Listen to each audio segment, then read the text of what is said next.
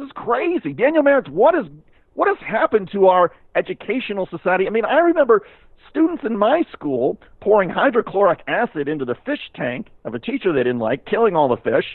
They weren't expelled. It was a horrible thing, but, so be it. Another kid took in biology class, he took the fish that we were dissecting and took it down to the school cafeteria, put it between two buns, wrapped it back up, and put it under where they had fish burgers.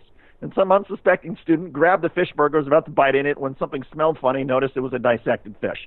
Yeah, those are pretty horrible pranks and pretty mischievous. But nobody got expelled over that stuff. Nobody got charged with a crime. What's going on here? Yeah, David, it's completely outrageous. I mean, I was telling you when we were talking about this in preparation for the show that I used to, I would light things on fire. I mean, I used to take aerosol can bottles and a lighter and then use that to create like a flamethrower. I mean, I don't know if kids at home are listening. Don't write this down. Don't take instructions. Yeah, I mean, I used to take figurines and light them, on fire. I mean, explode aerosol cans. The list goes on and on. I was also sort of a mischievous kid, particularly in elementary school. It's the natural way of the world. It's the natural part of life. I mean, this kind of experimentation is why kids learn to become innovators. They learn to become scientists, and to stifle that is just absolutely outrageous. And it represents all of the worst aspects of, I think, our over-policed, over-scheduled, over-regulated child's culture. I mean, banning peanut butter is one thing. I understand there's serious allergies there, but not letting kids do sometimes crazy things is outrageous. And yes, the fact that this young woman, Kira, is African-American really just casts some suspicion on the entire affair.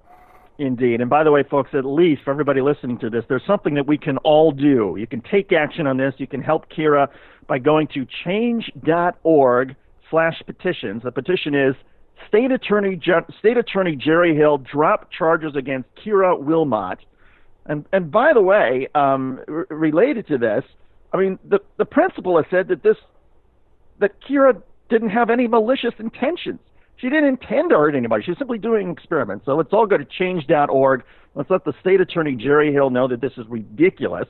A bunch of bunk. Should have been encouraging students to do science instead of discouraging them and charging them with felonies. Oh, goodness. Dr. Deirdre Paul, Alan Rosenblatt's going to join us in about 30 seconds. When our syndicated stations join us, we will pause. Reminder, you can always catch us on YouTube, Take Action News TV. Sign up for our podcast on iTunes and on Stitcher, Take Action News. Remember, folks, this is the show where we try to make it as convenient as possible for you to influence outcomes and do something about the stories and the world around us. At your convenience, not ours. We're going to pause in a few seconds for our syndicated stations again. You're listening and you're watching to Take Action News on We at Radio.